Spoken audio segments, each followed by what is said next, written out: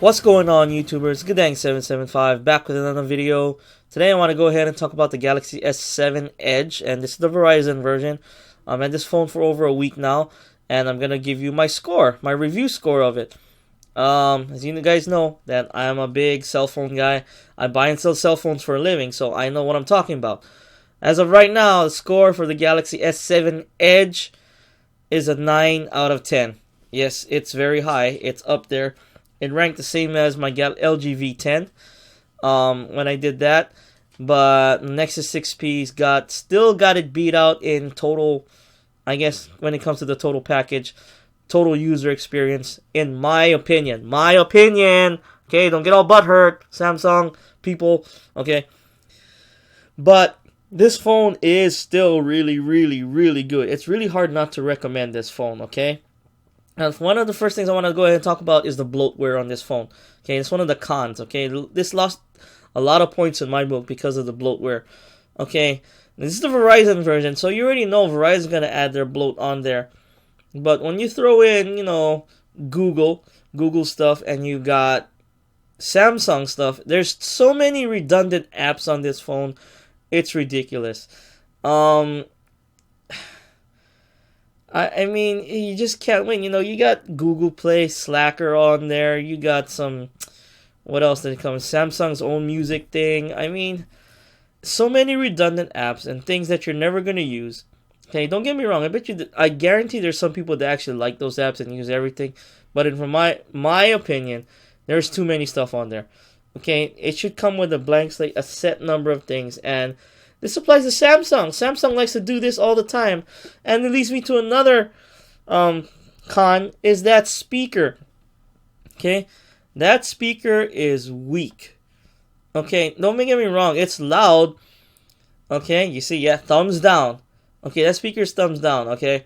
It would have a 9.5 out of 10 if that speaker had front-facing speakers, okay? Stereo speakers. Like when you watch YouTube sometimes, the speaker hole gets blocked sometimes, and it gets muffled. I hate that. Oh gosh, do I hate that. So, and that's another thing. You can't just swipe the things out of the way. You gotta press the X or close all. I'll get back to that in a second, but in a few minutes.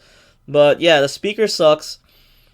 If it had stereo speakers, it would be great. I mean, come on, Samsung. You guys are getting better. You guys top of the line. Let's see. What else I want to talk about? Cons. Okay. What I'm talking about is the Samsung lag. Okay, the software. The software does lag a little bit. I don't know why TouchWiz lags. This TouchWiz is famous for this. I've had the Galaxy S3, the S5, and the Note 4. And all of them, there's some lag between some of the apps. Now, I mean, when you first get the phone, it's smooth, buttery, silk fast. But you start adding your apps on there, and it starts slowing down a little bit. Don't get me wrong, it's still fast. You see? Look, I'm trying to open as much apps as I can. You see that? There's a split second. It's not much of a lag, okay? Compared, most people will never see this as lag. They're already too much, so used to it, they don't know. But if you've had other phones, like phones with no lag whatsoever, oh, that's 360 security. Again, I don't recommend you guys adding antivirus, those, like CM Master to your phones, whatever. I did it just because, I don't know why I did it. I probably deleted after, but I don't recommend doing it. It's just more bloat you gotta take care of. I mean, for the most part, Android phones are safe. They can be hacked, sure, but anything can be hacked nowadays. But you're just taking, it has a lag between the apps, okay? All Samsung phones have this. LG's got a little bit of it. Motorola's got a little bit of it. I'll show you a little trick how to get rid of some of that lag, okay? You're going to basically hit the build number a set number of times. I think, 6 times? 7 times. 6 times. Hit the build number a couple times, okay? A few times, 6, 7 times. Then it's going to pop up. You get to choose the developer options, okay?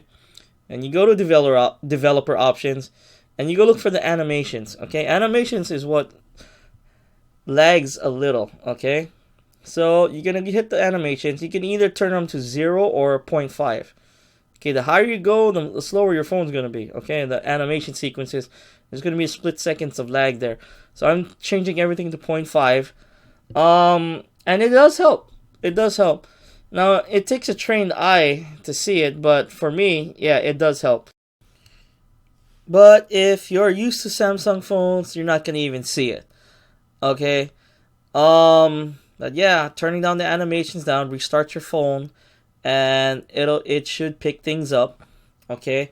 Installing a custom launcher like Nova Prime and whatnot, that will help a lot. Okay, I got Nova Prime on this phone, and I love it. It works awesome.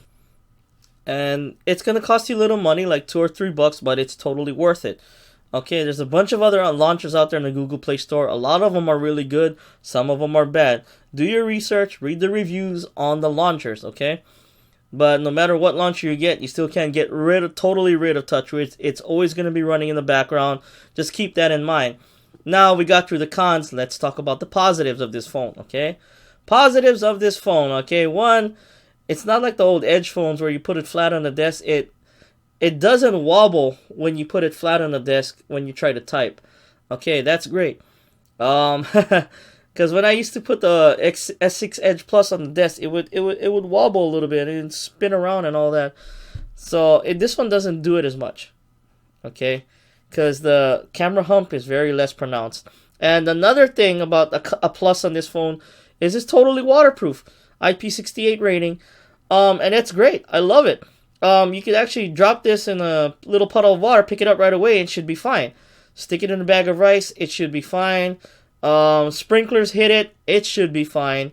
I've seen videos of people splashing there with water, dipping it in water and whatnot, and it works. Even with the uncovered micro USB ports and whatnot. The 3.5mm jack there, it's uncovered. And it's fine. That's a big plus. And Samsung also brought back the SD card. Okay, and this SD card is awesome because you can chuck a 200GB SD card in there, and you got 232GB. Okay, 232GB. Internal storage for the phone is 32GB. I think that's okay. I think that's the bare minimum nowadays. But a lot of people are gonna see that as a con. It doesn't come with 64, 128, but I don't really see that as a con. That's a big plus in my book, the return of the SD card. Thumbs up, Samsung. Another big plus is that big ass battery that some Samsung threw in here. Okay, Samsung basically increased the battery life by 20%, something like that. So it's a 3600 milliamp battery in this phone. Okay, and it doesn't even look it because it's thin. This phone is really thin. Here, I'll show you. Go to my battery. I'll show you my settings. It was charged recently, but I'll give you a little screenshot. Okay, 1 hour 35 minutes of screen on time. Okay, and I think I'm at like 73%. Yeah, 73% battery. So 27%. Say I could literally almost times that by 4. I'd have about 4. I have about 5-6 hours of screen on time. My average has been 5 hours screen on time. Slightly better than my Nexus 6P. My Nexus 6P screen on time got me around 4.5-5 hours. I say 4 hours and 45 minutes screen on time. That was my average. For this, the Samsung S7 Edge, it's about 5 hours screen on time. That's an A in my book. Good job on the battery. Let's see, what else? This phone has an awesome screen. It has one of the best displays out there on the screens. I say it's just as good or slightly even better than S6 Edge Plus or the Note 5. Okay, and let's get to the other big plus of this phone is the camera. Oh, there's some pictures of me and my daughter. The camera is ridiculous on this phone. There was a slight downgrade in megapixels. It went from 16 megapixels to 12 megapixels, but it went to an f1.7 aperture lens or whatever. And it takes really awesome low light pictures. I mean, it totally blows my Nexus 6P low light pictures out of the water.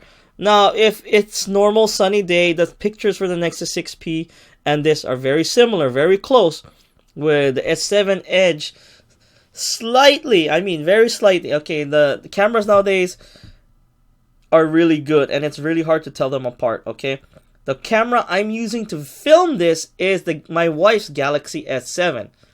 Okay, so, and comparing the S7 Edge phone to my wife's other phone, the LG G4 that I'm gonna sell, and my Nexus 6P, and my friend's iPhone 6S, the S7 Edge comes out slightly on top, in my opinion. Okay, that's my opinion.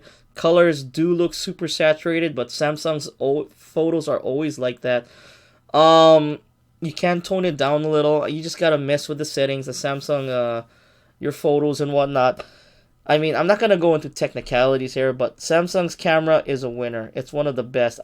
It's one of the best right now, or the best camera right now. But we're gonna see what the LG G5 is coming. It's coming soon. It's coming at the end of this month. So watch out, Samsung. LG G5 is coming for you, especially with that extra camera module you can buy.